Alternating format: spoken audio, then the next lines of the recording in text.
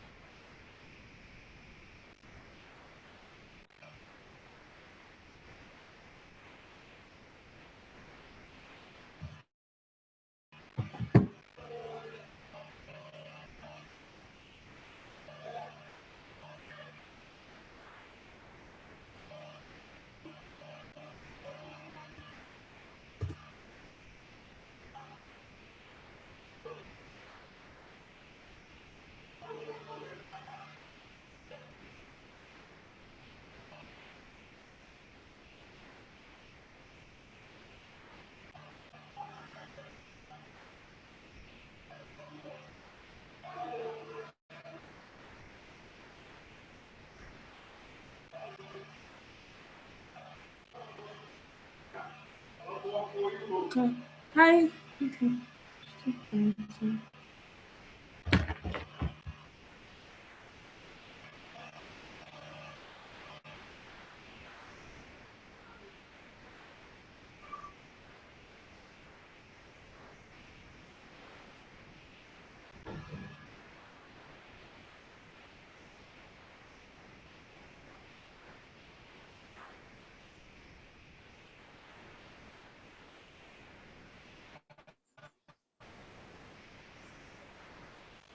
Hi, Nnamdi. Can you hear me? Good evening.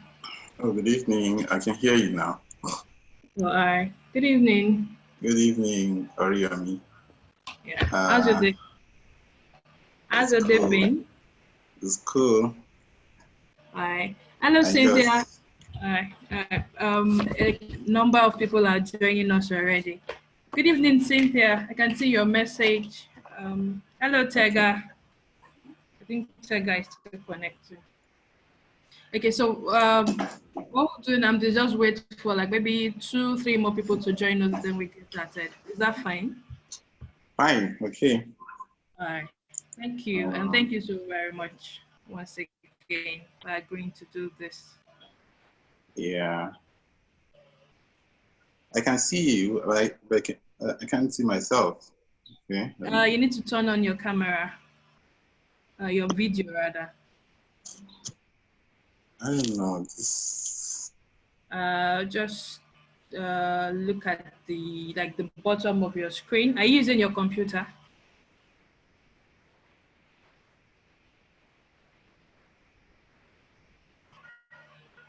So. Are you using your computer? No, phone. Your phone. So I think towards the left. Okay. Yeah. Don't worry. I can sort it out. Okay. I'm here now. Okay. Now I can see. Okay. Okay. Hello, everyone. Good evening. Good evening. Good evening. Okay. I think we'll wait for one more person and then we get started. So good Okay. How evening, many? everyone. Welcome, welcome, welcome.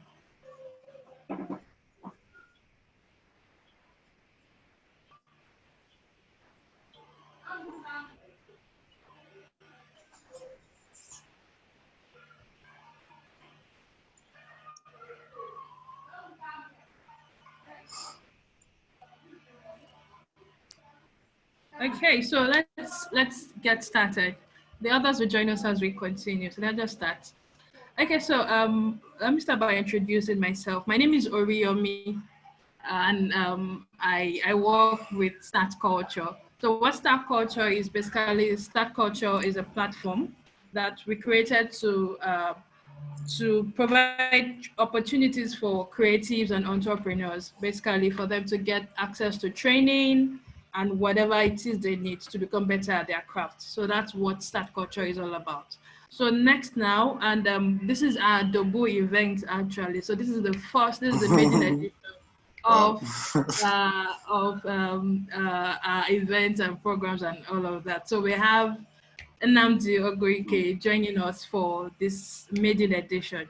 So just a bit about Nnamdi. I'm sure a number of us already know him, but let me just read his very short profile for those that may not know him very well. Okay, so Okay. Nnamdi Oguike is a Nigerian writer.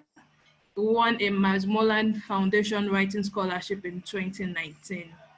It's the book collection of short stories, Do Not Say It's Not Your Country, was published by Grant Lounge in 2019. It was on the list of Brittle Paper's most notable books of 2019 and top 15 double books of 2019.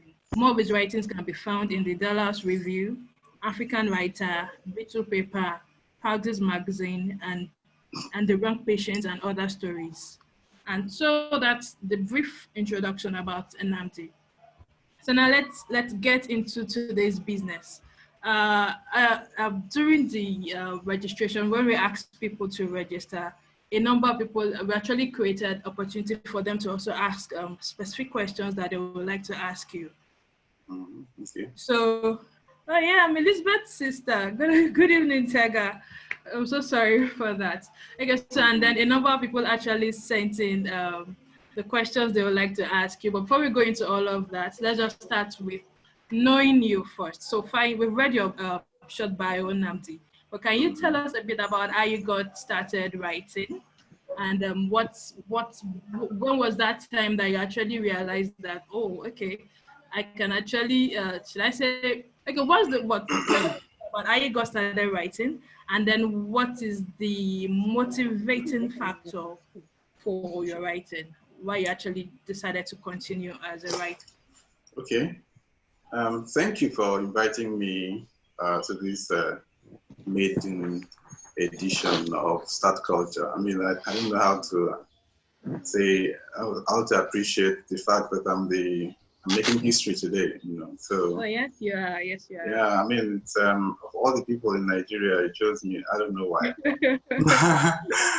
But okay, how I started writing, I didn't set out to be a writer. One of those people that believe writing chose them instead, you know, because I mean, I don't know if the writer's life is an alluring life. It's not a very vibrant life, you know.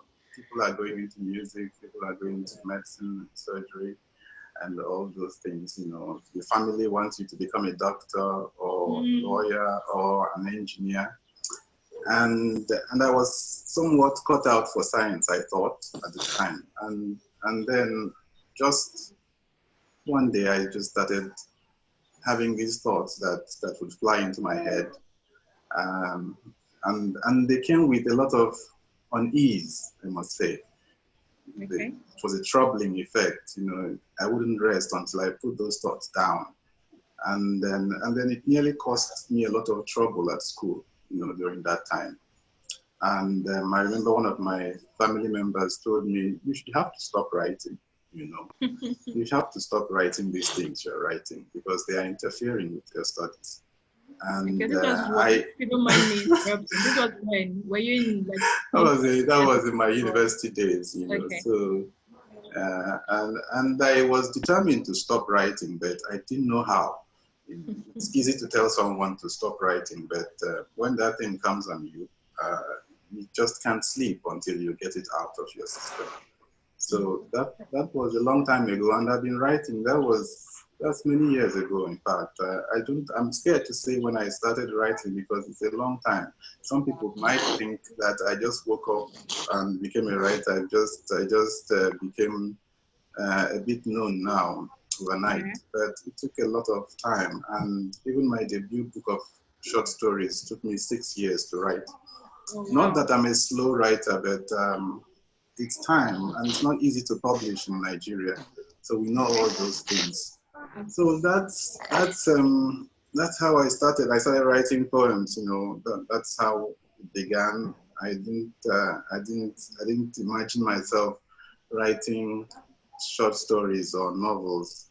And in fact, I remember another member of my family told me, well, if you were writing prose, you would have had better chance of being known. If you were writing poetry, nobody would know you. And those are the scary moments of my beginning. And I look back on those days and I feel, wow, if that's not to say that that idea drove me into fiction, but I actually started writing fiction after I read Things Fall Apart. And that's why that man known as Chinua Achebe seems to amaze me all the time, because he has bred a whole generation of writers. I don't say this very often, but after reading Things Fall Apart, I did my first draft of fiction. And of course, it turned out to be a total disaster.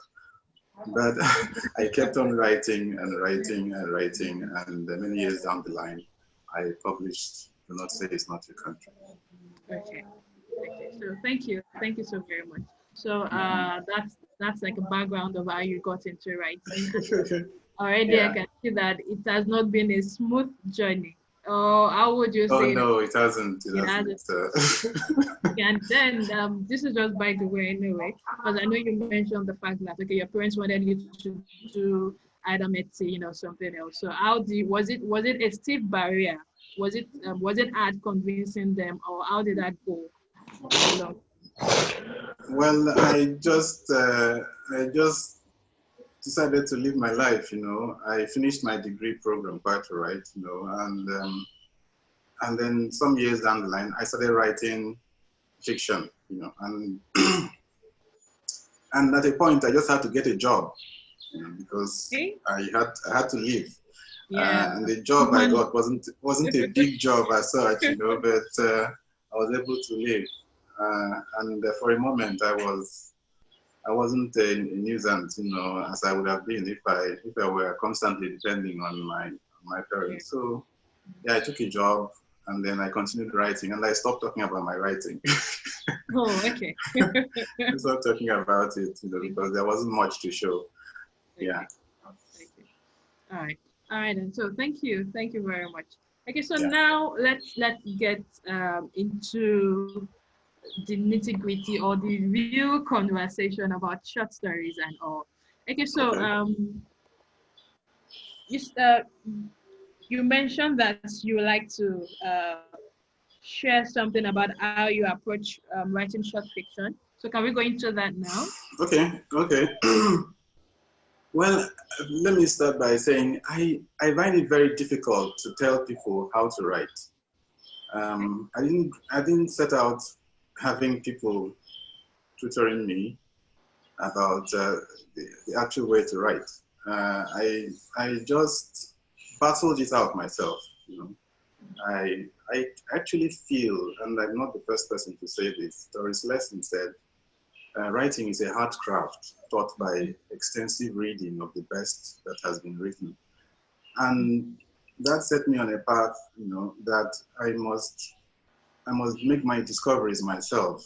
I must, if there's any tutorship I must get, it must be from the best that has been written. Books, novels, poems, short stories written by the best. Of course, it's difficult to know who and who are the best, but we have the privilege of history, and we know some of the works that have survived centuries, and so they still speak to us, and we can say that those masters, as we call them, are worth looking up to. And then there's also another part of me that tends to say, just disregard these people, do your thing. And there's always this tension between, within writers to do their thing. They may start off trying to be like someone else, someone who is established, and with time they just branch off into some extent of weirdness, and Yeah. many years they are celebrated. So what I intend to do is to say, this is my journey, this is my approach to writing, this is how I got to write Do Not Say It's Not Your Country. It's not meant to be a standard, so to speak. This is how you must write. You have every right to disregard everything I say today. You have every right to borrow something or not borrow something. So first of all, I think I would like to go through the elements of fiction and how I approach them. Fiction, well, short stories belong to the genre of fiction, although they are short. And as Edgar Allan Poe said, a short story is a narrative that can be read at one sitting. So that means it's something that is very short. It's meant to be enjoyed in a short space of time, and it's not something that should drag for too long. And I think short stories are very close to human nature. I know there's this novel is a darling of readers, all over the world. But I think the short stories are closer to our nature, because think about the stories we tell ourselves every day. Think about the stories we share in the market, in the church or mosque, in the schools. They are very short stories. They aren't short stories, strictly speaking, but you can see some element of short stories in them because they are very short narrative. If someone sat you down for 3 hours telling you a particular story, I suspect that you'll be bored and you'll tell the person to go home. But so that if someone tells you a story, and as we human beings do all the time, they are usually very short stories. Oh, look at what the preacher said in church. Look at what this lady is wearing. Look at how she got her money. Look at how he got his money. Look at how he talks. Look at how he reacted when I spoke to him. So these things are short stories. But let me leave all that and run through the elements of fiction and how I approach them. Of course, fiction. There is setting, there is character, there is plot, dialogue, conflict, point of view, and style. So that's how I'm going to look at setting. Setting is actually the environment or surrounding that a story is setting. So I don't have a problem with setting. I feel very free and liberated, in fact, to set my stories wherever I please. And I think that people are free to set their stories in any country in the world, as long as they have the connection and the courage to do so. They can set their stories in the moon, in the sun, if possible, and the remotest of planets. I mean, these. And in my book, to not say it's not your country, as some people well know, I set my stories in over 10 countries in the world, in Africa, in the world. And, people are asking questions about that. So we'll get to that. That's the book. I'm not going to talk about it, but I'm just trying to say that I always feel free to talk about places or things that I do not know very well. I tend to think that I'm long-sighted when it comes to fiction. I see clearly things that are far away from me. I see better things that are far away from me than things that are close. In fact, when I'm too close to a thing or a place, I tend to feel that I don't have the courage or what it takes to write about it. I don't know why, but some people have explanations for that. I think perhaps that my itinerant childhood set me out on this path because growing up, my parents never lived in a town for longer than 3 years. We're always moving from one town to another. So it was this kind of uprooting from one place to another. Maybe, I'm just saying maybe, that got into me in this sense that even as I explore fiction, I can move from place to place, and I feel very good doing that, by the way. So people are free to set their stories in any place. And there are some writers who spend a great deal of description, a great deal of writing, describing their setting. There are naturalist writers, who can write about the sunrise or the sunset, and they devote 3 pages writing about that. Sometimes I feel that can be boring, except when you want your setting to be like a character. I mean, I just want to get quickly into the character, and because that's actually what fiction does. Fiction brings you to people. It can bring you to places, quite right, but for me, the main ingredient is people, because we want to see ourselves. We don't want to see trees as such. That's what I think. I don't go about thinking about trees. But even if trees are characters in the story, I think that they have something to say about us. Because there are even stories about animals, as we have in our folk tales. Stories about animals are basically stories about us. So I do a little bit of description of my setting. I don't like to bore readers with the shape of the cupboard, spending a whole page describing a cupboard or even describing my characters that much. I try to go straight to my characters. But I have nothing against those who do lengthy descriptions of setting, and as long as they do it well. And then characters, yes, that's why I'm very, very fascinated. I'm fascinated by people. I'm fascinated by cultures. I like to create characters that are complicated because I'm not trying to do something out of this world. I'm trying to reflect who we are because we are all complex people.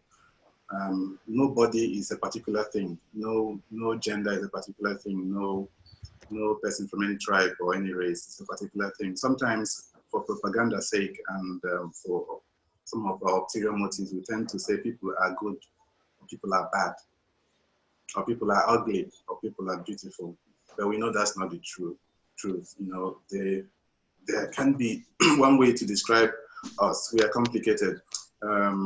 It's a combination all the time of the good, the bad, and the ugly in every race, in every person.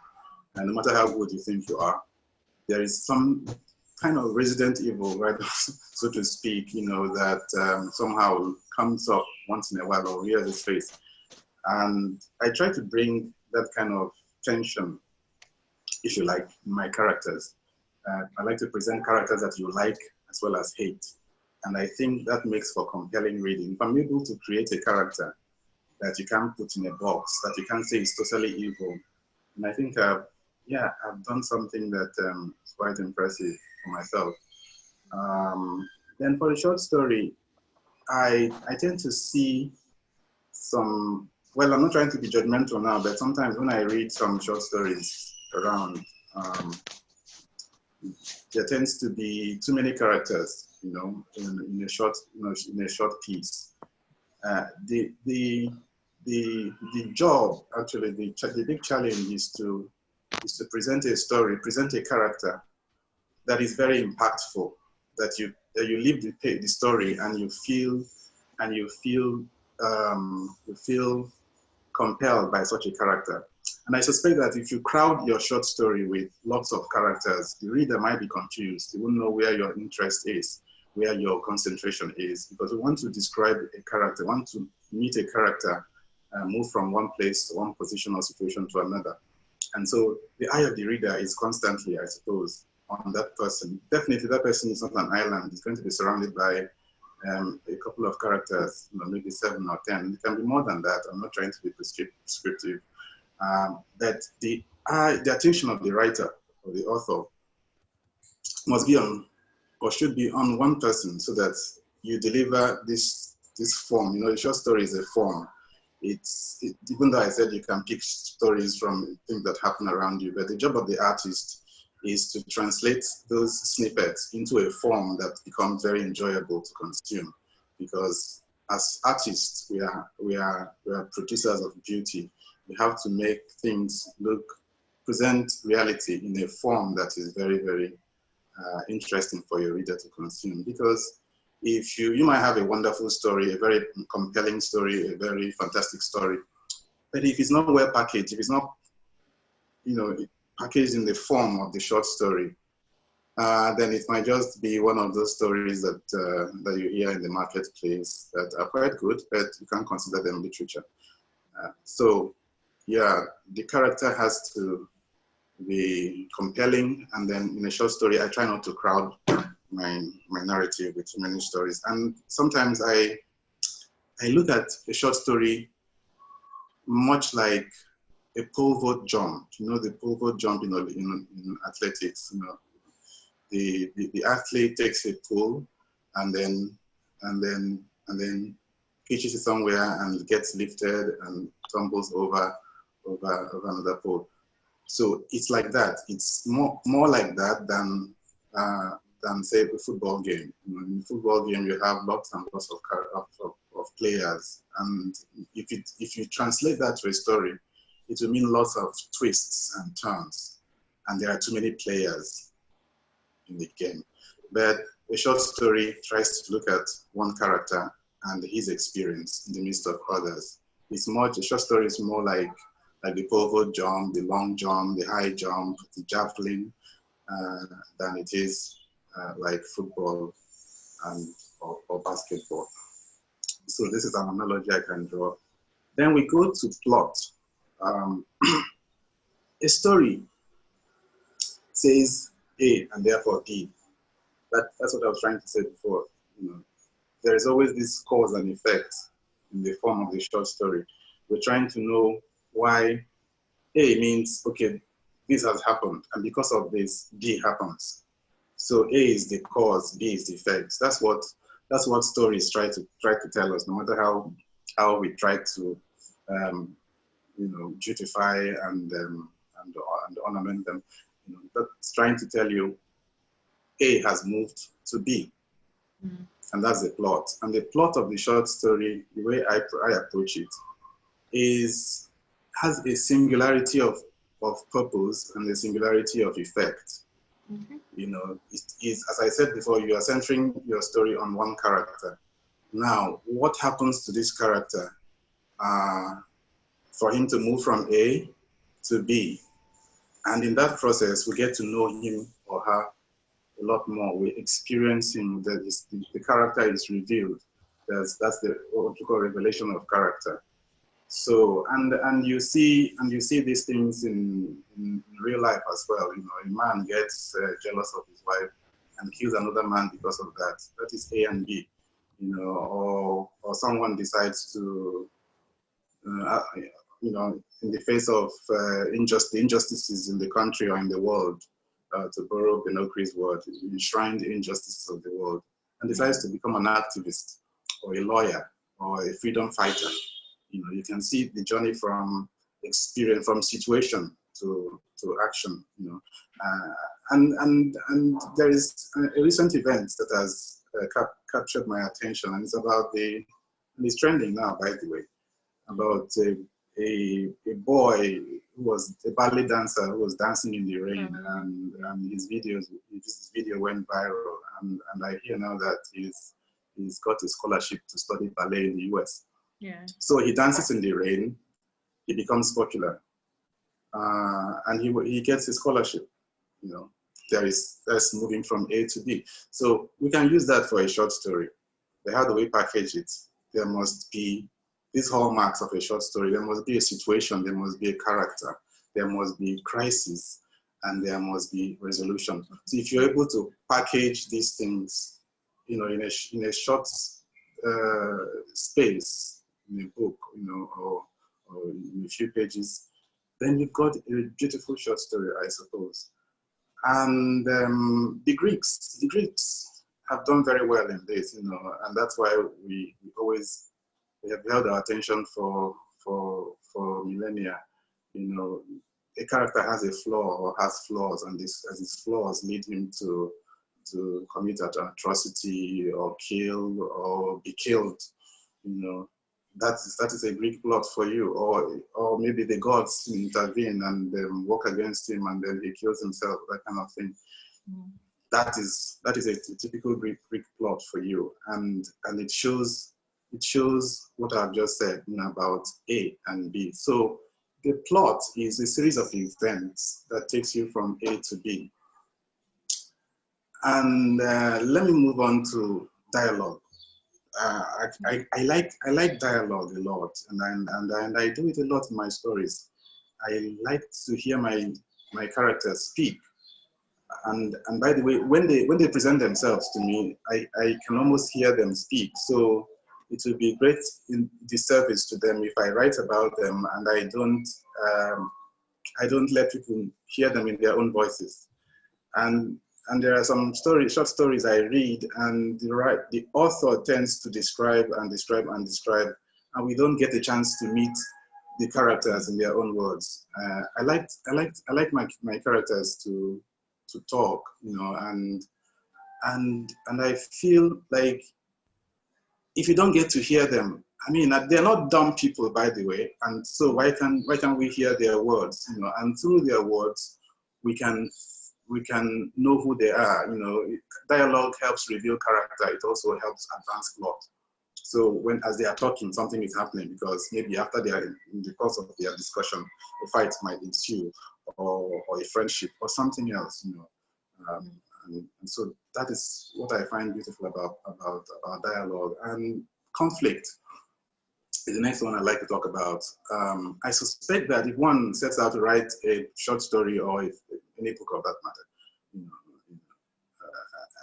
know, where everything is working for the characters. I mean, they are happy. There are no sorrows. There are no challenges. There are no crises. I suspect that kind of story is going to bore readers because we are not in heaven, and it's not true to life because people will always have problems. And there is, I've been thinking about it recently, that there is perhaps this craving in human nature for crisis, for conflict everywhere. I mean, the early Romans were fascinated by this. That's why they had gladiators. You know, in their own case, they killed. I mean, people were killed just for the fun of it. And you know, human lives like ours, you know, went down the drain like that. And now we have craving for Hollywood blockbuster movies, action movies, and we enjoy to see people we don't like die. You know, so yeah, there's always this big place, you know, for conflict in stories. Conflicts can be one between man and man, that's between a human being and another human being, can be between man and himself. You know, if one is going through internal crisis, that's conflict, and one can exploit in a short story. It can be a conflict between man and nature, you know, where you know, there are tsunamis, things like that, and storms, and there is this conflict. And some writers, some naturalist writers have explored that option. And by the way, conflict is actually, as I said, is the thing that sustains the reader. The reader wants to see more conflict. And as writers, we are somewhat like this character in the Arabian Nights known as Scheherazade, you know, who has to tell a story for her life, because if she fails to tell a story and elongate her life, the Sultan is going to kill her. So our lives as writers are constantly on the line, because you either write or you are killed, so to speak. So that's the way I look at it.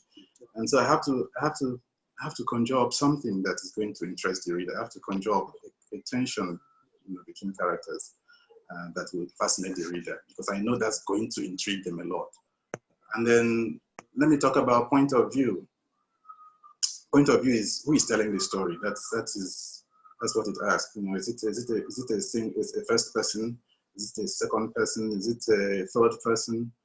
Third person narratives are very popular. First person narratives are more, I don't know whether to say they are more popular nowadays. But whichever one you choose, I like first person narrators a lot. I think maybe my love for biographies, and I feel that when someone is telling me in their own words and says, I did this, or I did that, or this happened to me, I tend to kind of believe them more than when somebody tends to know everything, like the omniscient narrator or the third person narrator. But I use them both in Do Not Say It's Not Your Country.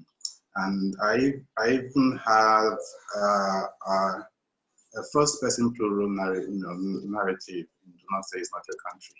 So you can do many things. And now there is a point of view that is also catching on now, the second person narrative or narrator, in which there is this you. It's like someone is talking to you and says, you did this, you went from this place to this place, and then this happened to you. And some people are very skillful at doing that, you know, and I think that they do well when they avoid telling the you in the story what they know already. So that's it for point of view. And then style, finally. That's the last point I want to take. What is style? Style is that thing that makes you see a piece of writing and identify it as either one by Wole Soyinka, or by Chinua Achebe, or by Chimamanda, or by Shakespeare, or by Steinbeck, or by Benokri. There is always something about their style, how they package their stories, and it shows itself in their diction, the kind of words they use. They use very difficult words. They try to obscure things. They try to make themselves as clear as possible. Do they, and also it shows in their punctuation as well. Are they heavy punctuators, or if you like, or are they people that use sparse punctuation? And it's what they do a lot, what they do to excess, and what they do too little. There are some writers that use too much dialogue, like Ernest Hemingway. You know, if you read his very popular books and short stories, they're full of dialogue. I mean, there's almost, but there is scant descriptions. It's more of the characters speaking among themselves, you know. And he uses short sentences and not too many punctuation marks and that kind of thing. And there are writers that write long sentences, like Faulkner, for example. I remember when I started writing, I was influenced by him. I was attempting to write, you know, sentences that are like 1 page long, you know. and then I stopped doing that. But my style now is more of a clear style, lucid style, and if there are words to describe my style, I would say clarity, drama, and impact. So I think I've come to the end of my approach to the elements of fiction. Thank you.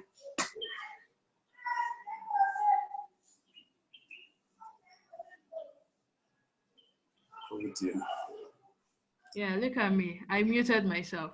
All right, so Okay. thank you so very much. Thank you for that, Nnamdi. Yeah. And for, I know maybe a few people just joined us, and welcome. So what we have Okay. talked about so far is that Nnamdi has shared how he approaches writing fiction. That's what he just finished sharing. So now we're about to get into the questions proper. So there are some questions that some people sent in. We're going to start with that. And then in the course of answering the questions, if anyone else has questions that they want to ask Nnamdi, you can just drop it in the chat section. So we'll take it from the chat box. Okay, so from what you described, from the explanation you gave, I'm going to start with the question I got. Okay, so you mentioned something about characters, that for short stories, it's advisable, or it's your own preferred style, is that there shouldn't be too many characters, because so that the reader is not all over the place trying to follow what is happening to this character, and then so that there won't be too many twists and turns. So I want to ask, is there like a recommended number of characters? Should it be just one? Or let's say, what's your advice on that? Yeah, as I said before, I mean, I hate to be prescriptive. I In get that. fact, I feel like I'm guilty of that already. But as I said, it's my approach, and I think it works. It works a lot because, see, when you have lots, just like you saying that too many cooks spoil the broth, right? You know, when you are trying to see the short story is the closest of the genres to the poem. The poem is known for brevity, right? And the short story is also known for brevity, although it is not as brief as the poem. Although there can be poems that are long, but there's always this economy of words in poetry. That's the hallmark of poetry. You know, it's always known for brevity, and in that brevity there is a great power, and that's why some people think poetry is the queen of the genres, you know, literature. Like even some people say poets are people, you know, whom God speaks through, you know, and that's Oran Pamuk's expression, that the poet is someone through whom God speaks. So that tells you the position of poetry. So, but I think if you're approaching a form that is very small, or sorry, not small, but is very brief, you know, how are you going to, because you, of course the short story is accused of not having depth, that just the time you're about to get into a character, the story ends and you don't. And so imagine you're a reader going through that and trying to get into a character, and all of a sudden there's another character, and all of a sudden there's another character, and there's another character. So there is a dissipation of drama, there's a dissipation of action. And you just have too many characters that might be of equal importance, and then the tendency is that the short story is going to be novelistic in scope if you're going to do justice to that. You're going to make your characters believable. But if you concentrate on a character, or it might be a couple, it doesn't have to be one person, it might be a couple, because the couple is like an entity. It might be a family, but at least, I've written in, do not say it's not a country, there's a family that, there are twins and all that, even quadruplets and all that. And it's a large family. But at the same time, reading the story, I think you can get that there's a central character, a domineering influence that is like a conductor, okay, trying to harmonize or homogenize a symphony or an orchestra. And that's what I'm talking about. If you have 1,000 characters, I don't know how you're going to do it, but it helps if you concentrate on someone and lead us through his or her experience.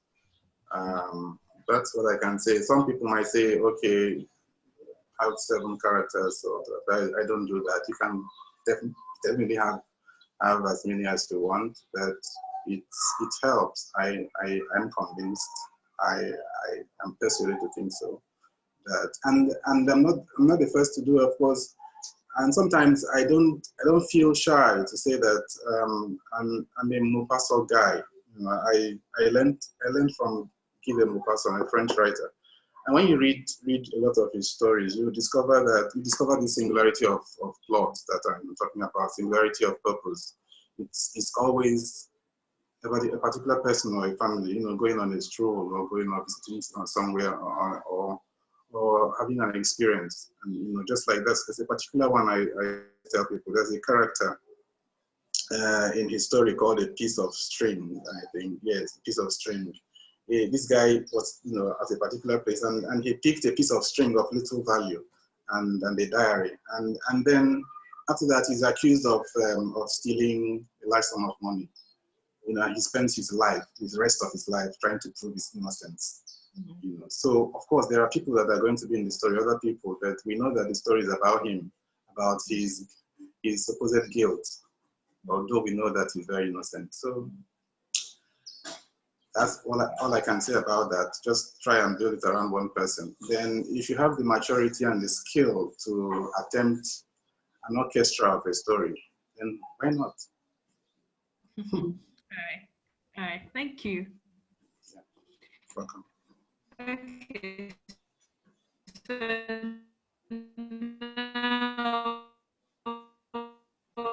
I can't hear you. I'm going to take one of the questions that was sent in. The story really big. I hope you can hear me. Can you hear me? Hello? Can you hear me? No, I can't hear you.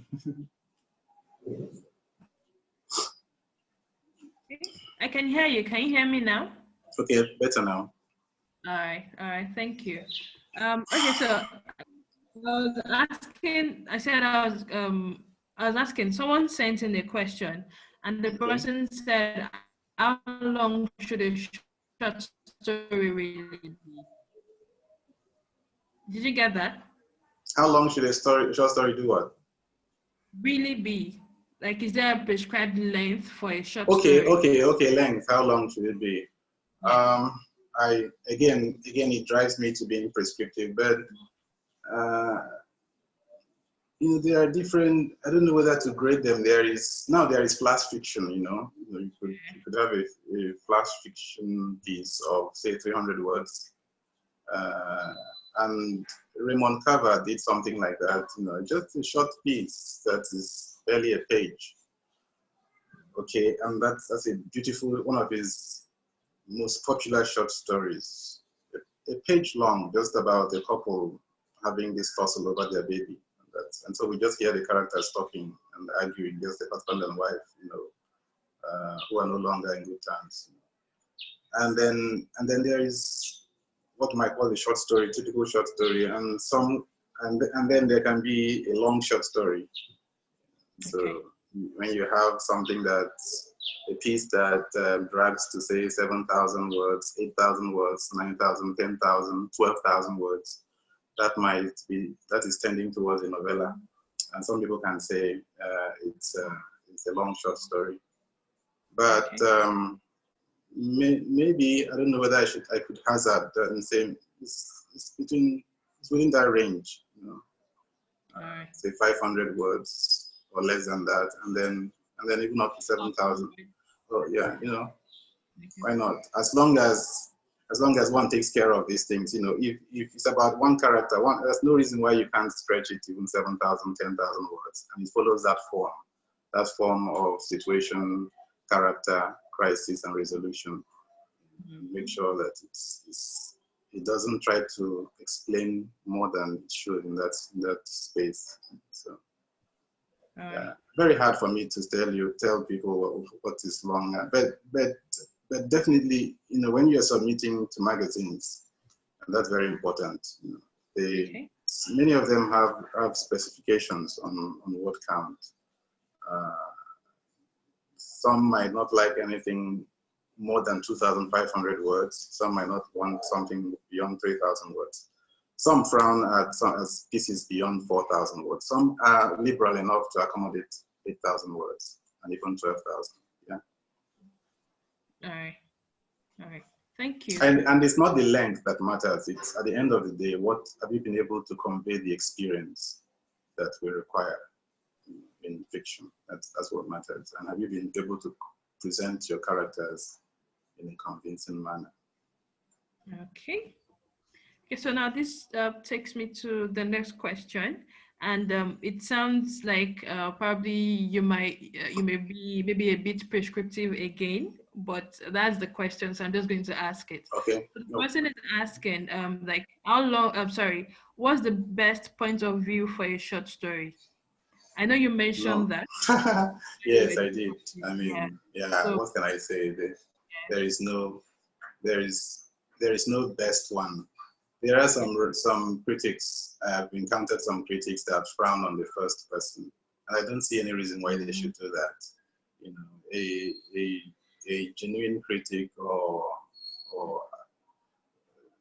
literature aficionado is not supposed to say the first person narrative is not good. It is not a real literature. It's not this and that. I mean, people should be free to write in whatever voice or point of view that they like and that works best for them. I love first person's narratives. I love third person narratives. But I mean, it's a question of your experience. First person narrators or narratives can be limiting because you can only present what the first person, the narrator knows. And a first person narrator cannot be omniscient. He can't be telling you what is happening in another person's heart or mind.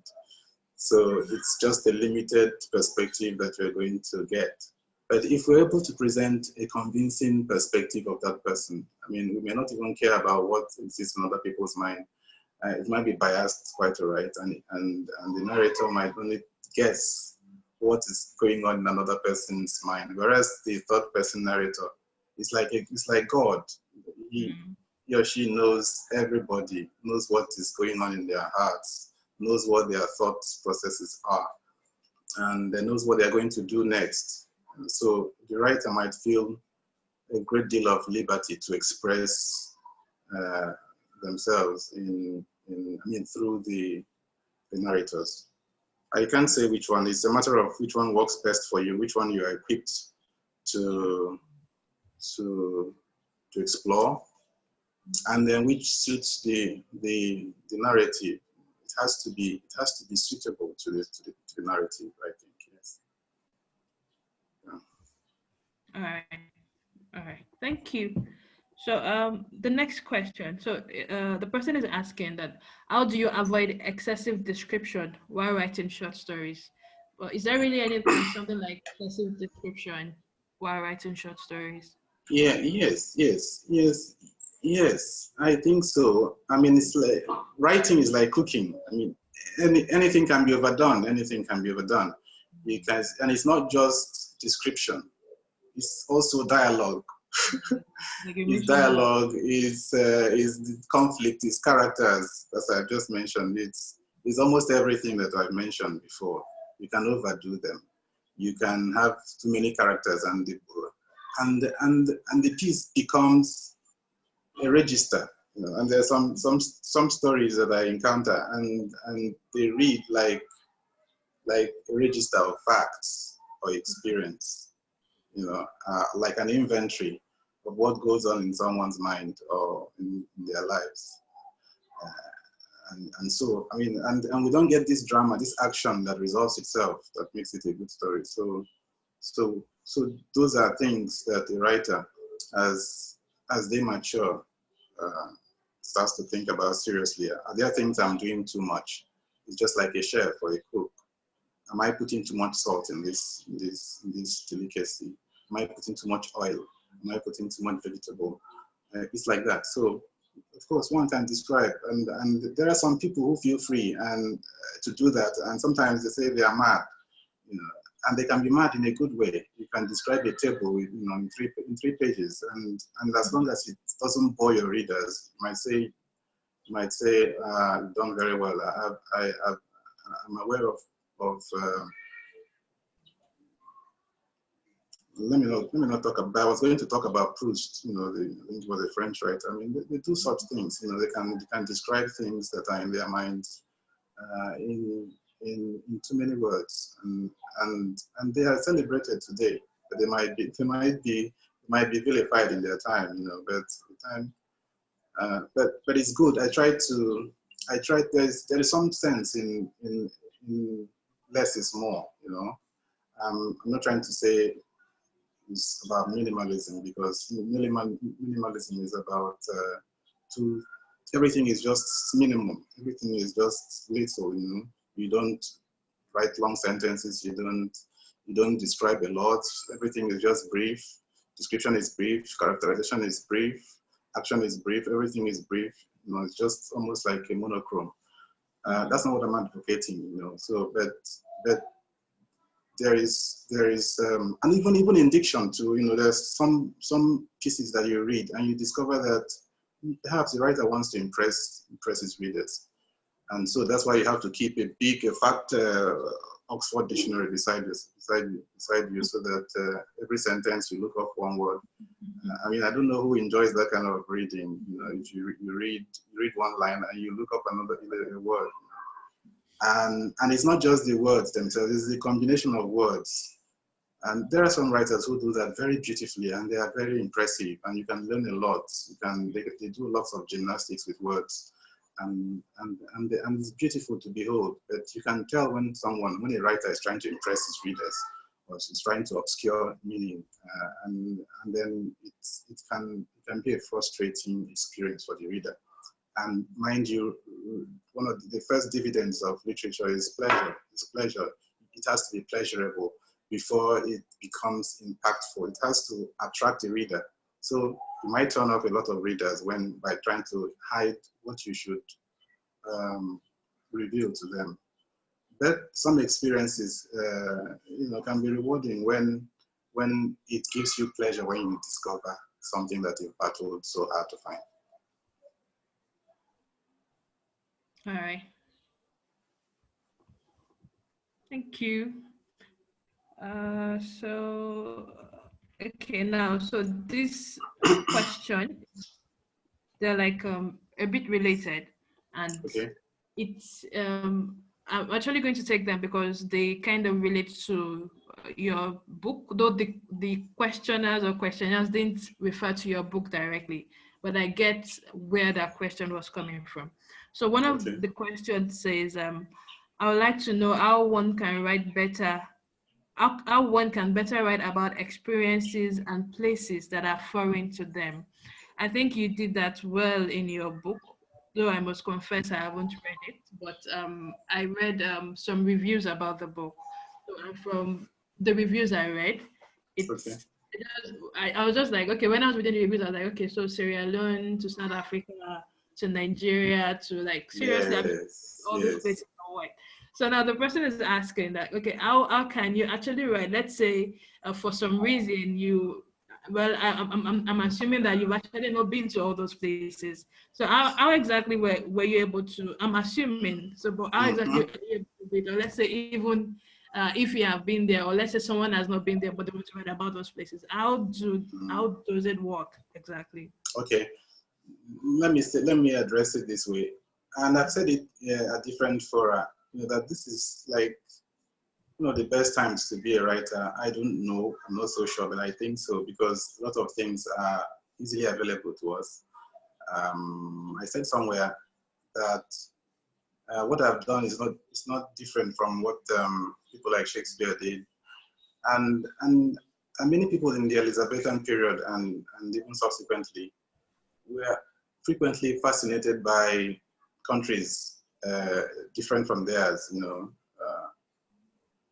Shakespeare read Plutarch, who was a Roman historian. And he read lots of him, and you could see it in Julius Caesar, for example. You could see it in Coriolanus and all that. A lot of people, I'm not an expert in that, but a lot of people have said, like, he probably got his ideas from Plutarch.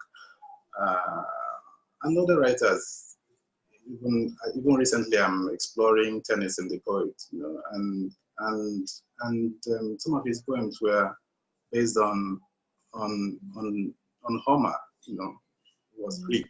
So, and yes, a British poet writing about Greece. And how do they get these things? They read the books of Greeks, they read their stories, and interact with them. But in our own time, my own Plutarch is the internet. I'm not just the internet. We have people around us. The world is more connected now than it was, years ago. Not to talk of centuries ago. Things that happen in South Africa get easily known by us here in Nigeria. Things that happen in Madagascar, just recently, for example, we heard about their COVID-19 Yeah. drug, which broke my heart that it didn't work, because I was rooting for them. Like, oh, Madagascar, go, go, go. I just pray that your organic, whatever, works. Yeah. But that's life, So many things happen, and in a split second, you get to know about them. And so, what am I trying to say? There's the place of research. You don't always get it right. But you try. I mean, try and read and read and read and read as much as you can grab. But perhaps better than just reading is this understanding that human beings are basically the same. So when you're writing about a South African or a Madagascan or a Sierra Leonean, you recognize that those characters are operating in a particular milieu, in a particular environment, which you should, as much as possible, familiarize yourself with. But you recognize that they are like you. They have the same feelings that you have, the same sense of frustration, the same capacity for delight and wonder, the same sense of horror and beauty and whatever, You just recognize that, and that helps you a great deal because the character in South Africa could easily be a character in Sierra Leone, but definitely it's going to be dressed differently, it's going to speak differently, it's going to live in a different house, kind of. So I recognize that common humanity among us, and those who try to divide us in Africa and globally try to tell us that we are different from these people. We are different from white people. We're different from black people. We're different from South Africans. We're different from Ghanaians, and that is why we can't live together. And so that creates its own problems, But for me, I try to say the opposite, And if I were given an ultimate power to change the world, I would say, let everybody tell stories that favor their neighbors. Let tell stories, good stories about other people, as we want them to tell their own stories about us. So I recognize that literature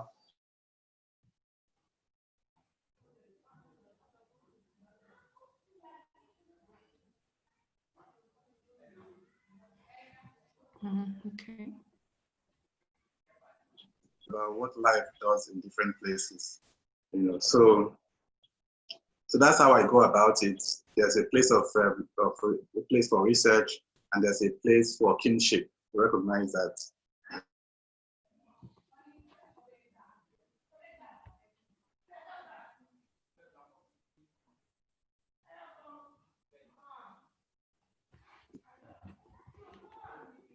Sorry, someone is trying to call me. Oh, okay. I noticed the interruptions. Okay. Yeah. Okay. I don't know. I don't know whether I've answered the person, but that's how I go about it. You have to slug it out with research and Yeah. and this understanding. Yes. All right. All right. So let me take a question from Abigail. Abigail is on the is live with us. So she asked and she said, "How do you avoid purple prose in short stories?" Okay, I don't have any problem with purple prose. What is purple prose? Like prose that is rich or dense and beautiful. I mean, there's nothing wrong about purple prose. Is there anything wrong about it? But there is I don't know if I've addressed it tangentially. I suspect that, and I learned this, by the way, I learned it from music. There is something that musicians or composers try to do all the time when they are composing.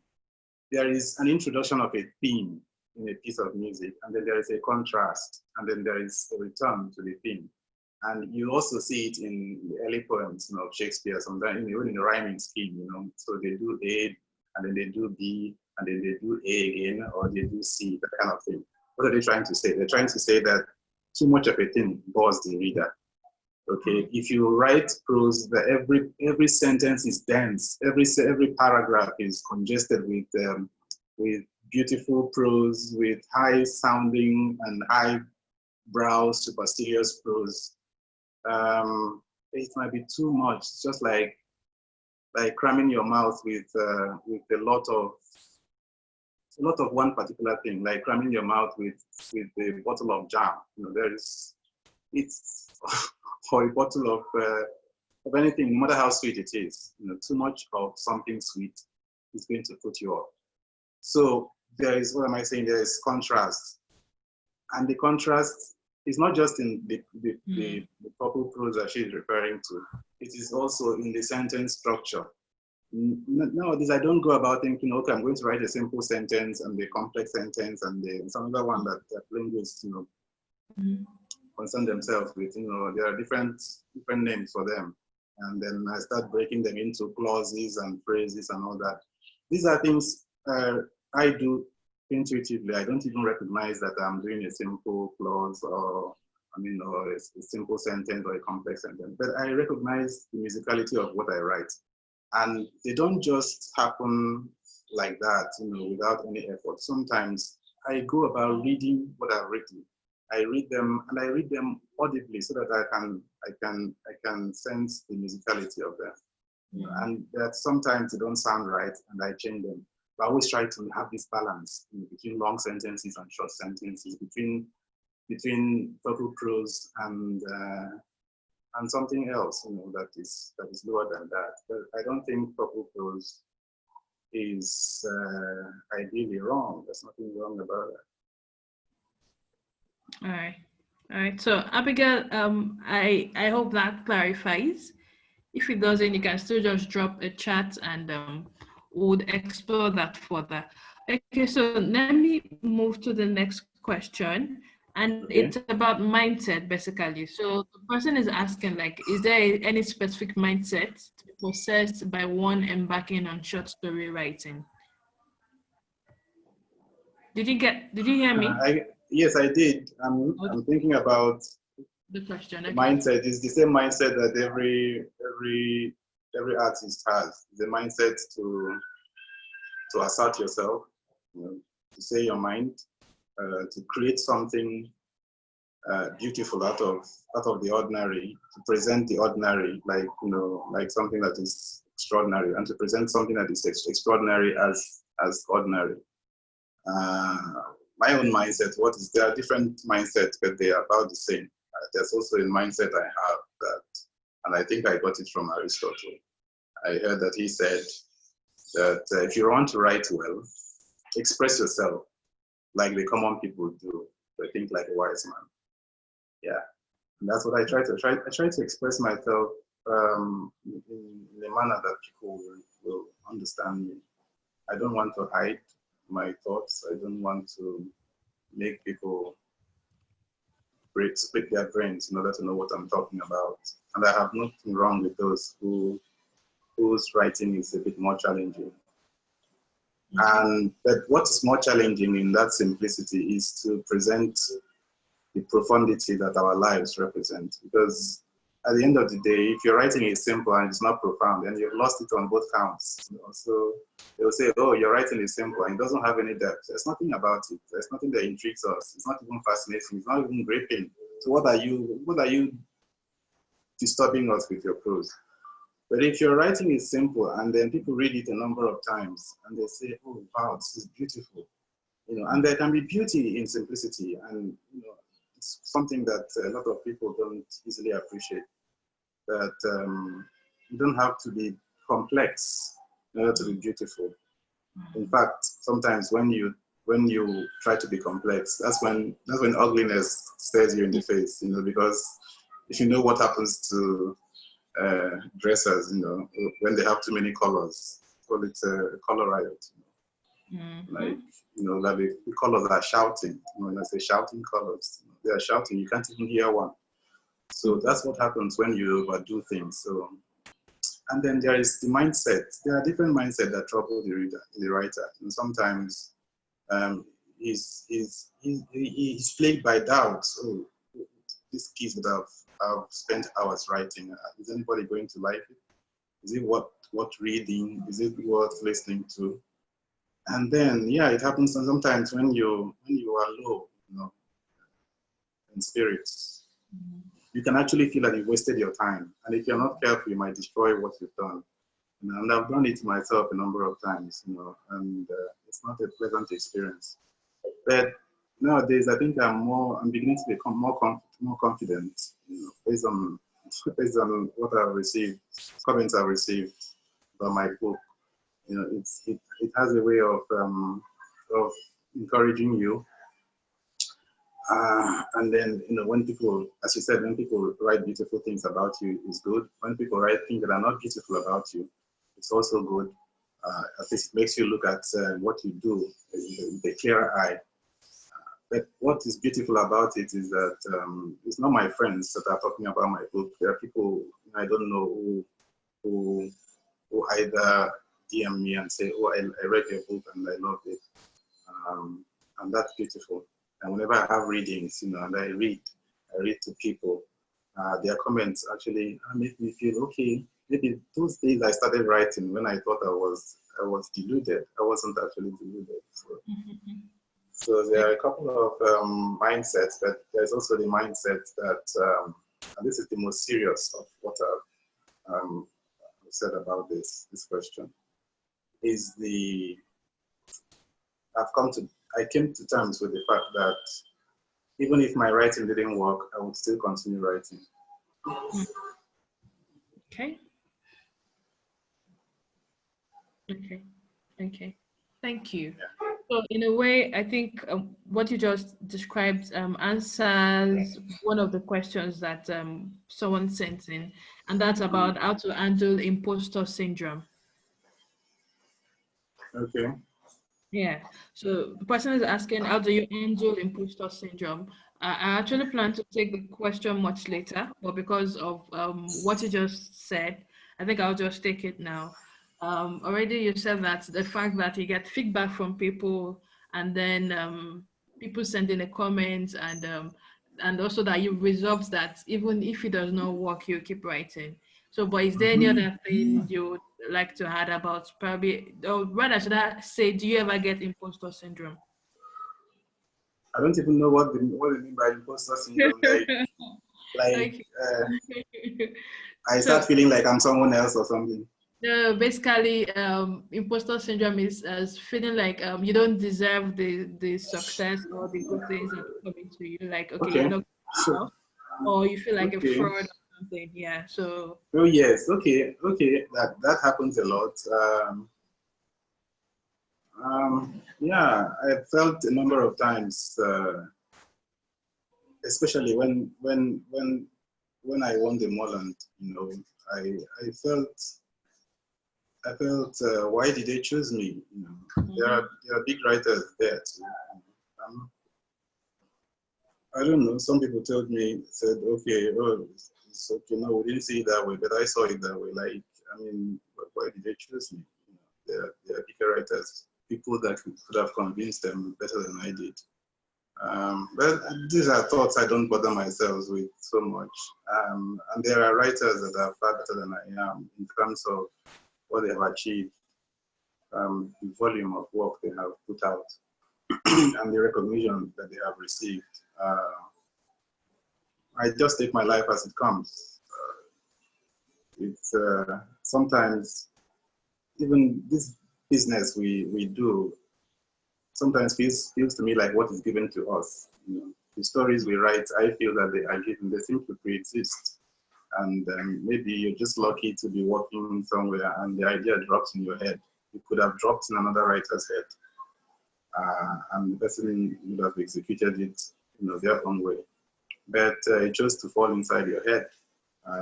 And I just take it, and I feel grateful that some ideas, especially the ones for do not say it's not your country, came into my head because I haven't had time here to talk about how I wrote the book, and the things. And now when I get good comments about the book, which I get often, I remember when I was writing them. I remember the feelings, yes, the good feelings. I remember the stories that some people tell me now that they like so much, and I remember I nearly threw it out of the collection. So, and then these things, once your work is out, you're no longer in control of them. People do whatever they want. They either love it or they attack it brutally. Some honestly, some criticize it. Some just for some reasons I don't understand. Just feel angry that you are.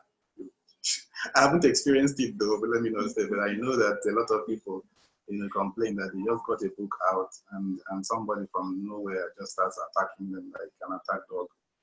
I don't know whether it makes them happy, but I feel good. I felt good, and the mindset of Iran, I addressed it in the mindset. The, the way the writer feels a number of times, it's crazy. Sometimes they think that writing it is just all pleasure, just having fun writing it. But sometimes there are some stories, like the first story in my collection. I started writing it in 2012. I wrote only a page, and then I couldn't finish it until 3 years later. And then when I finished it, I was happy with the effort. So, but the time it wasn't working, it was annoying for me. So it's always a blend of good feelings and bad feelings. And so when there's a recognition of what you've done, these things play through your mind. Like you remember when you were nobody. You remember when nobody believed in you, or just a few people believed in you. And you remember when you were envious of those that are successful, because they exist in our minds, but sometimes we don't show them and we don't bother ourselves with them that much. But at other times we bother ourselves and say, oh, why is this person actually writing and getting the acknowledgement that they are getting, and I'm not getting them. And I think I write better than they do, so, but sometimes we can be so, I don't know, we're like megalomaniacs sometimes. We think that everything is around us. But other times we are humble enough to acknowledge that whatever we have is given to us. All right, thank you. Okay, so I'll let's take like maybe like 3, 4 more questions. So this would be like 2 questions in one. Okay. The person will ask you, do you read so many books before you write? I think that's like self-explanatory. You've dropped so many authors already in the course of this conversation, so I can say yes, you do it. But then, Well, let me add. I mean, yeah, one tries to read as many as one can, But when I'm writing a work, I'm writing short stories, or I'm writing another book, um, I don't like to read. Uh, I don't like to read that much, during that space. Or especially, I don't try to read books that look like mine. So Mm. I don't like to read things that are going to knock my imagination off its way, off its path, because these books are like some devils, they just come and grab your mind and tell you to look elsewhere, and then you forget where you began. So I try, when I'm writing, I don't try to read. I don't try to read other books that much. I try to make use of what I've done, what I've experienced before, and then maybe when I've established the book or the piece, then I can read something else. It might influence my mind, but by then, um, I must have established a work and identified with it. All right. And then close to that, someone asked, whose writing inspires you more? Okay, there are many of them. But with regard to the short story, as I said earlier, um, let me say that with regard to form and craft, I would say is Maupassant. Maupassant was a French writer who lived in the 19th century. So I mean, I like it. I like the way he writes. Or he wrote. He was simple, was straightforward in his plotting. He went about his business uh, in a precise manner, and I liked him. I liked Raymond Carver. He was also a fantastic fiction writer. And just recently, I discovered Catherine Portman. So yeah, Potter, right? Catherine Ann Potter. I discovered her. Right. I've read a bit of her now, and I like her, and I think she's beautiful. Um, All she right. didn't write many novels. She wrote a novel, but the other ones were shorter fiction. I have some liking for Anton Chekhov. Yes. But besides this, these are with regard to short story, the form short story. But there are other writers, for writers of longer fiction that I've been fascinated by all through the time of my writing.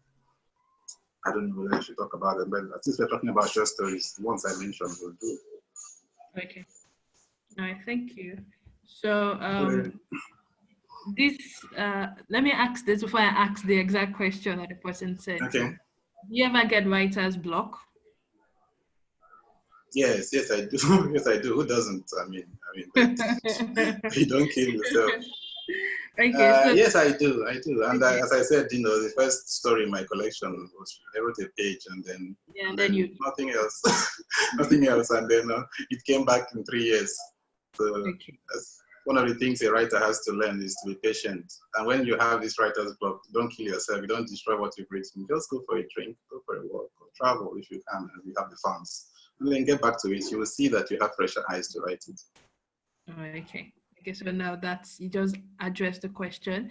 And then one close to it is how do you maintain steady or consistent writing? Though I really don't know what the person means by consistent writing, because I guess it will depend on individual. But for you, how do you maintain consistent writing? It's the same question as how do you write? Because by consistent, I mean that I guess he means, or she means, how do you keep on writing? Yeah, I guess. Yeah, how you keep on writing, and not just writing good stuff. You just keep on writing. Um, you just try to stay alive, because you have to be alive to write, and you have to write to keep things that way, so you don't die. Um, so. So that's it. You keep writing, and I've always wanted to be a full-time writer. I was in Ghana last year, and I met a physician who told me, a very big writer in Ghana, by the way, who told me that that he had become a full-time writer. And I said, oh, I wish I could be like you, please. I just want to be a full-time writer. I just want to just write and do nothing else. He said, don't worry, it will come to you, you know. So, yeah, it's not something that you find easily in this part of the world where people say, you know, they are full-time writers, because I mean, how are you going to feed? Uh, our books don't sell in tens of thousands of copies that much, you know. Except maybe you have this affiliation with Wayek or Jam or something like that, and then you can sell in the order of millions. But it's most of the time a lot of struggle, and the publishers, many of them don't have the funds to publicize it, so you just have to keep writing. That's all you can do, because you believe that that's why you are here. If actually that's why you think, if actually you think that's why you are here, you are put on this planet to write, then you have to write. All right. So I want to actually end with the publishing, the whole like 2 or 3 questions about publishing. But before I get there, I want to ask, someone said that when you run out of ideas, what do you do? So is it the same thing, like, let's say you take a break? Because you said when you have writer's block, you can take a break or travel or something. Yes, you can take a break. You can travel if you have the funds, and you can read other things, read things that are different from what you're writing. Read poetry. I mean, I'm just enjoying Tennyson now, as I said earlier, and it's poetry. You know, it's not prose, and it helps writers to read things that are different from what they are writing. I know that some writers that say, okay, some fiction writers that say, oh, they read plays. You know, they read Shakespeare or Brecht or things or authors like that. You know? And you come with fresh ideas that you can invest in your prose, I suppose. So, Okay. and then some people, writer circles works for them. You know, if you have friends that are writers, and sometimes they can stir your imagination. If you have literary societies that you can, you know, belonging and exchange ideas. Who knows? Something might just fall into your head, and that's it. Okay. So now, a bit about publishing now. First, do you edit your work by yourself? Always? Or Of course, before a manuscript is transferred from, you know, to the publisher, the writer has to do some extent of editing. In fact, there's a novel I'm writing now, and I keep going back to it to clean up sentences, to delete things, and to rewrite them. I mean, and that's it's not fun. I mean, I don't like that process. I just wish you could just finish in one draft and then send it off to the publisher. But things don't work that way. And if you decide to do things that way, the publishers are going to reject you. And you'll come back crying, oh, they don't know I'm a genius and all that. You don't know that it's just your carelessness that puts you in that situation. So you have to do that. And then some people say, oh, they have friends that they can send the works to, you know, so that they can read and give their comments. And there are some things that your eyes won't catch, you know, and they can catch them. You can spot them and tell you that this is a typo or something like that. So yeah, you have to do that. Definitely. And if you are lucky to have a big publishing outfit, you know, where there are there are many editors, there are copy editors, line editors, and all that. They have so many editors, you know, in their chain of command, as it were, and they do all the polishing. At the end of the day, readers can't spot a typo in your work. So, yes, that's how it goes. Okay. So now, can you share a bit about your experience publishing your work, and maybe any other generic advice you can give about publishing? You already mentioned, like, I think like 2 times already in this conversation, that the publishing industry in Nigeria is, well, of course, we all know that it's not the same as what you would get in, let's say, America or in the UK or whatever. Mm-hmm. So, how would you describe the publishing scenario, and how long did it take you, or what did it take you to get your book published? There are a number of points there. Maybe the first one would be to, you know, the advice I can give people who want to publish. I think, first of all, they should get their work in the best state, you know, possible. They should be able to polish their work and send out to publishers. I think things are improving in Nigeria with regard to publishing. Some years ago, it was, shall I say, Cassava Republic and Farafina were the dominant names in Nigerian publishing that publish, well, of course, there are others. There are many others that publish textbooks and all that. But in terms of mainstream literature, fiction and all that, these were the big names that we knew. And we were all hoping to be published by either Farafina, because Farafina was publishing Chimamanda. And then Cassava Republic came on board. Now there are others. There is Narrative Landscape. There is Grio's Lounge, which published me. And these are traditional publishers, by the way. They are not roadside printers, that publish pamphlets and things and wedding programs. They are serious publishers, and things are better.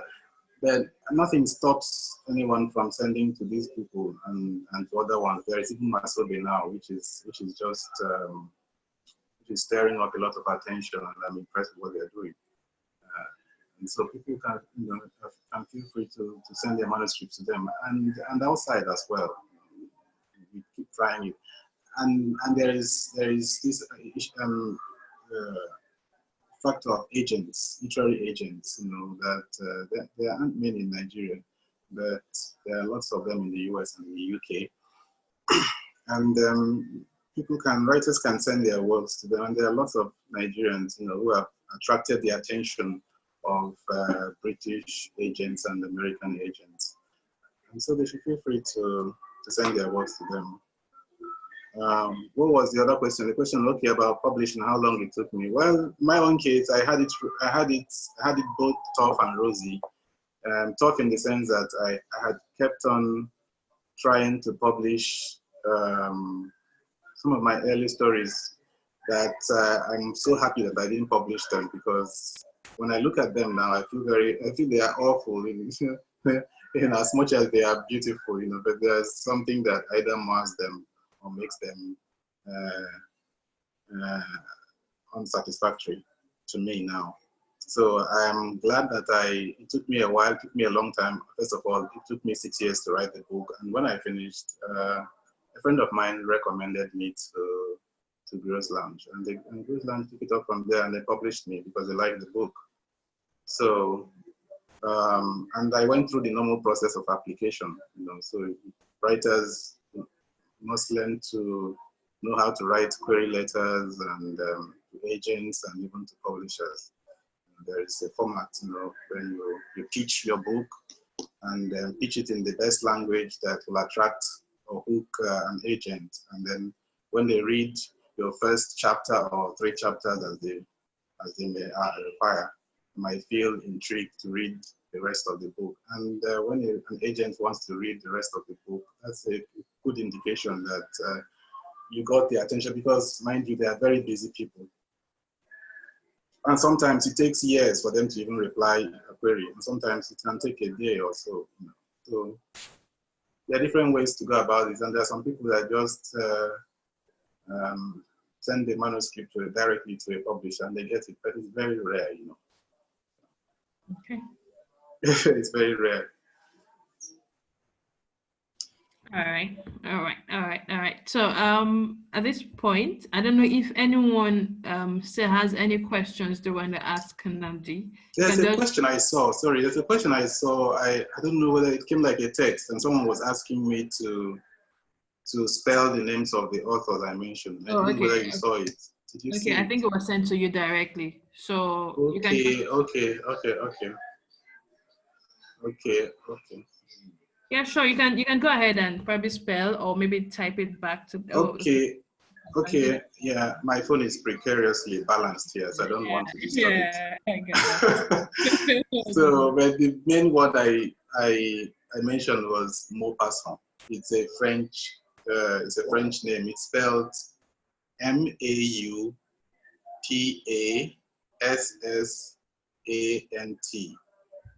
MAU. Can you hold on? Let me just. Okay, MAU. Yes. PASSANT. A-N-T. Okay. Mobasson. The full name is well, don't worry about, yeah, that's it. Yes, that's it. Mobasson. Yeah. A-N. So someone has typed it. All right. So, Thanks, and Jide. there are other ones. There is Raymond Okay. Carver. Raymond is Raymond. Carver is C-A-R-V-E-R. Yeah, and there is Chekhov, Anton Chekhov. Anton is A-N-T-O-N. Chekhov is C-H-E-K-O-V. Yeah. Yes. Good. All right. Yeah. All right. And there are others, but I mean, There's these are a my favorites. okay. Okay. So any questions, any more questions? If you have any other question, you can drop it now. I'm trying to go through, we actually got more questions than the ones I've dropped, but I don't want this conversation to become too long, too boring. But I think I should just take this. Okay, so the person is asking, when writing short story, are there rules relating to the chronology, and how best does one go from present to past? Okay, well, I don't know. It depends on what one wants to achieve. You know, there are some writers that prefer to just, and there are different plots. Your plot might determine what you do. You know, as I said, it's from A to B. You might want to move from past to present, and sometimes things don't go that way.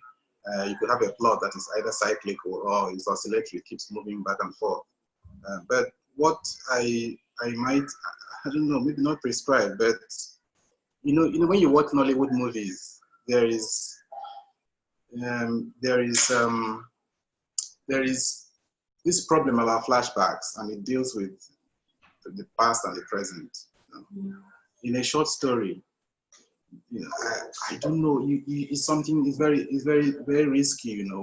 When you keep going back and forth and back and forth, like Hollywood movies, do. And I don't know. I don't know how the person might decide to go about it. But I think it's a free form. These things are not things that people can tell you. This is how you must approach it. You must not use flashbacks. You must not. Everything has to be. Everything has to be linear. I mean, anybody telling you that your plot or your sense of timing has to be, from A to B, and how you go about it must be a straight line. No, it's not. Something I can come here and tell you what to do. But as I said before, everything you do, you're doing in the short story. Be mindful of the fact that it is a short form, and that you can't afford to do too much. Not too much. You can't afford to do excess where it bores people.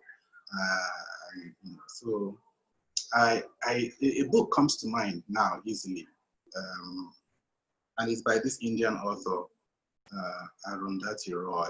She wrote a novel. Her first novel was The God of Small Things, and the story doesn't go straight.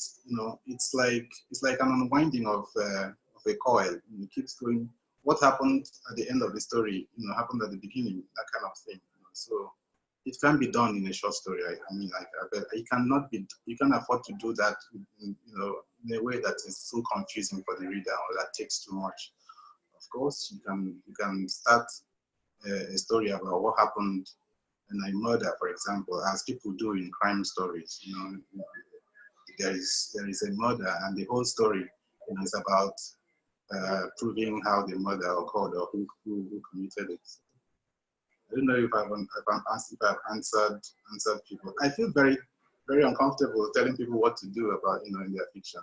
But luckily, there are some things I can advise. Please don't do this thing too much. Okay. There is a form that people can always experiment. Okay. I think it's clear, but I guess Jide was very interested in that question. So Jide, is his explanation clear enough? You can just drop a chat or a message or something so we know. Okay, so I'm just going to take one more question. If Jide does not have any other question, if anyone else doesn't have any other question, it's not really a question, or should I say, yeah, it's not really a question. It's more like a generic thing. in closing now.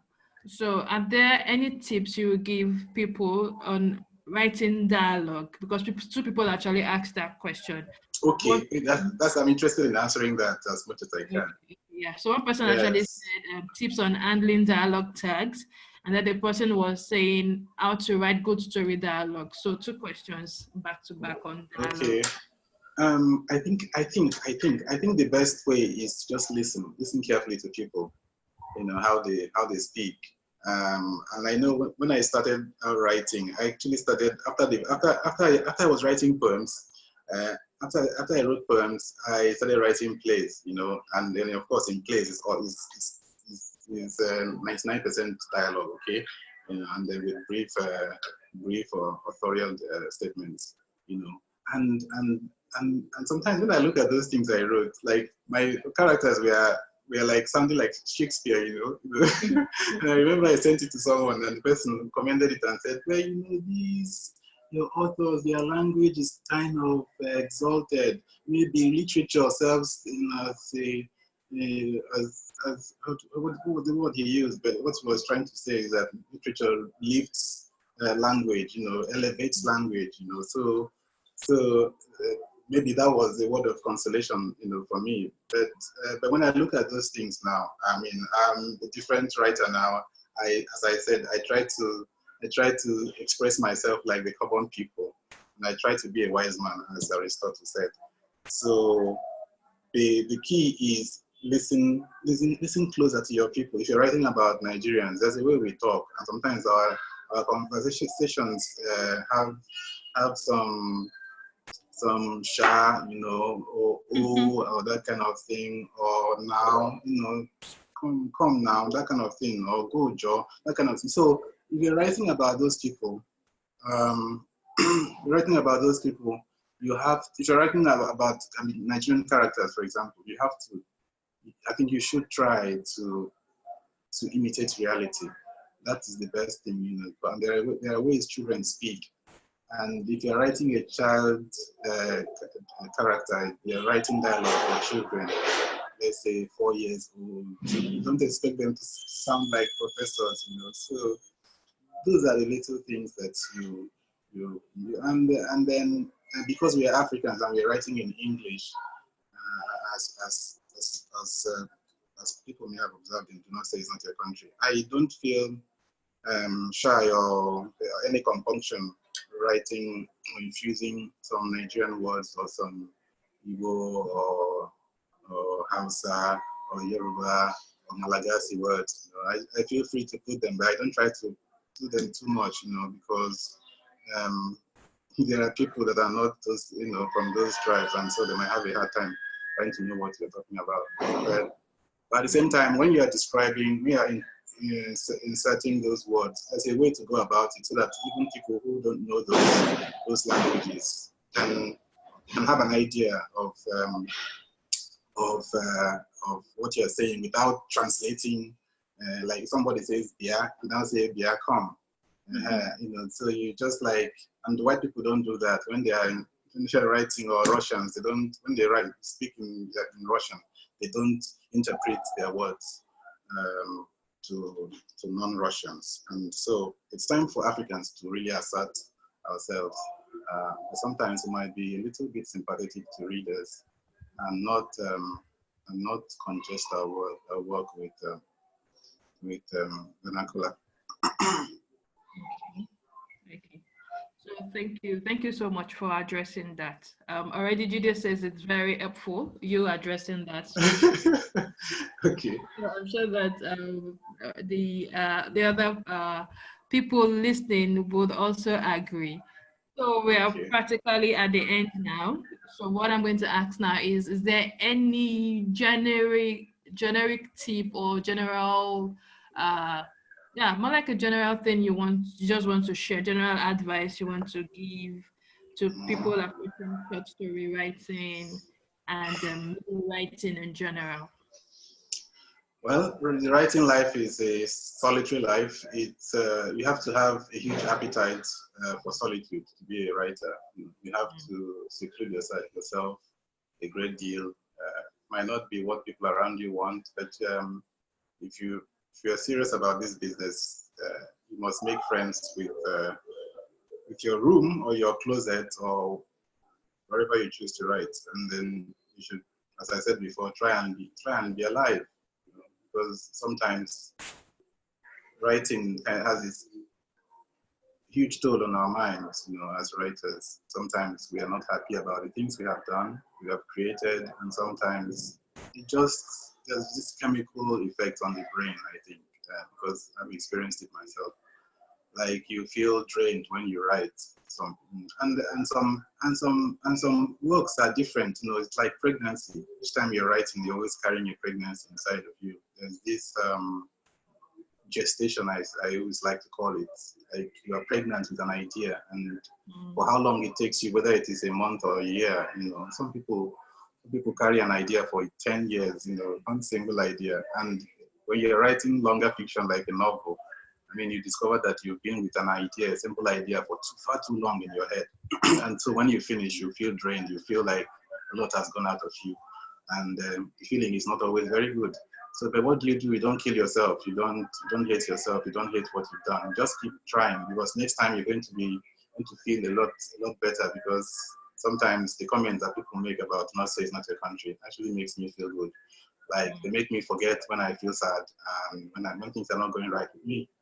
So, and then keep reading and keep writing. That's how, but just know that you are alone. You are, how do we say it, that you're on your own, you know, as a writer. Just have to, don't think that another person can help you become what you, become a writer. I mean, it's always, the book stops with you.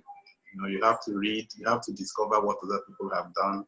You have to read the old writers, you have to read the new writers.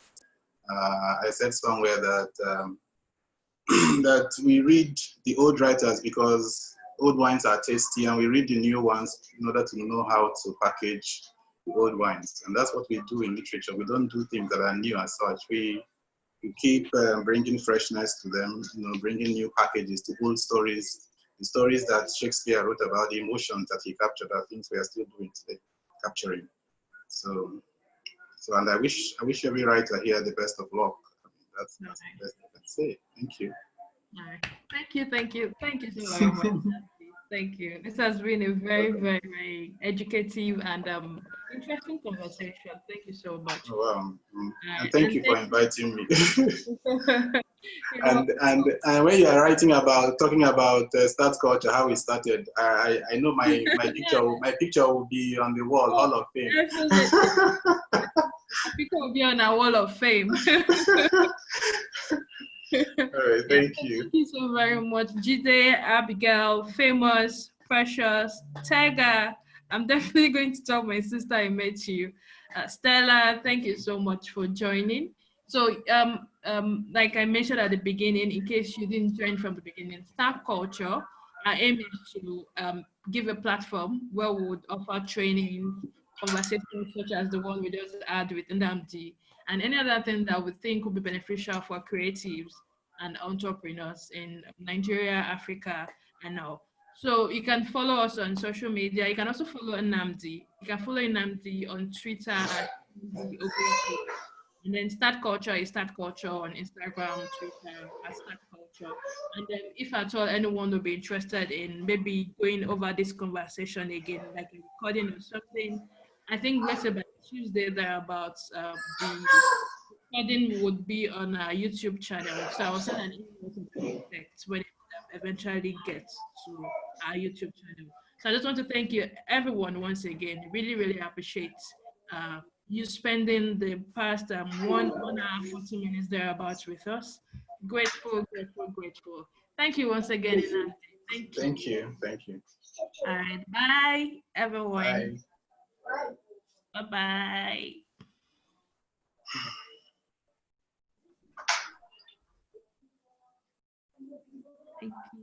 Thank you, Abigail. Thank you, Tega. Thank you, Famous. Thank you, everyone. Thank you.